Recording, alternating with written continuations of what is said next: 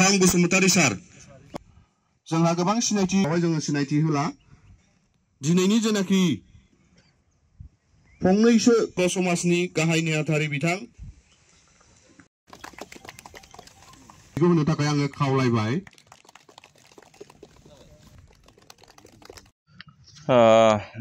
दिनै 15 डिसेम्बर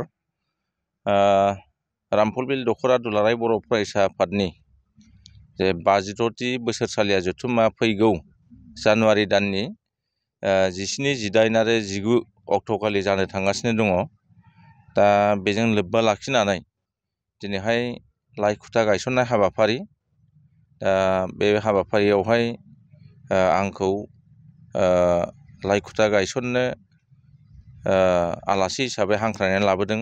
आं गोजोननाय मोनदों जे दुलाराय बर' फरायसा आफाद रामफलबिल आन्चलिक कमिटिनि जे खुंगा 56थि बे जथुम्मानि थाखाय लाइखुथा गायसननाय हाबाफारियाव बाहागो लाफैनो मोननानै आङो गोजोननाय मोनदों।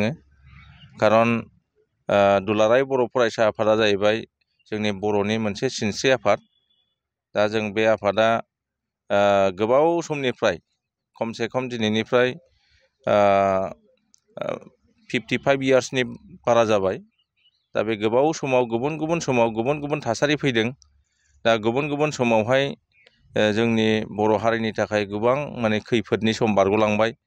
बै समफोरावहाय दुलाराय बर' फरायसा आफादा जेबादि हाबाफारि लानाय खामानि मावबोदों, जाथिनि थाखाय, जाथि दानायनि थाखाय, बर' हारिखौ गेरेमसा हारि बुहुमाव गायसननो थाखाय जेबादि हाबाफारिफोर लानानै खामानि मावबोदों, दा बेखौ नायोब्ला जोङो गासै आन्चलिक लेभेलानो जा इउनिट लेभेलानो जा जोङो बेखौ फोथांनानै लाखिनायनि थाखाय दा बिनि जे सांगठनिक भेटिखौ जोङो गोरा खालामनो थाखाय जों बयबो खामानि मावनांगौ, जोङो बयबो सापर्ट खालामनांगौ।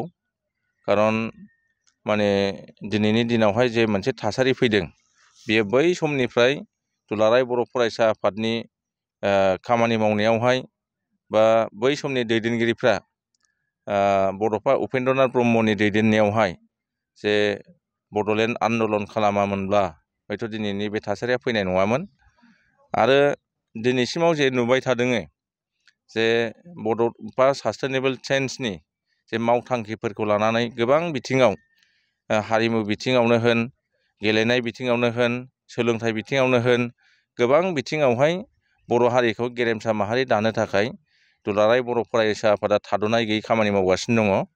दा बिथांमोननि खामानि मावनाया जाहाथे उननि समफोरावबो जोंनि इयुन जोलैफोरखौ दिनैनि मुगाजों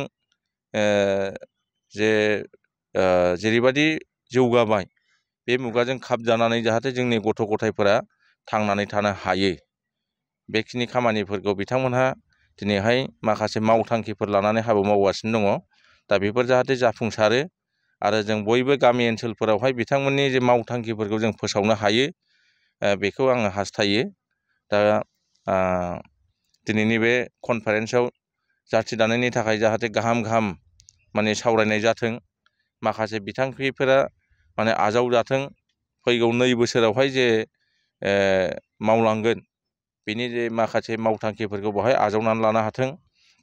आरो बे जथुम्मानि गेजेरजों फैगौ 2 बोसोरनि थाखाय मोनसे राफोद जे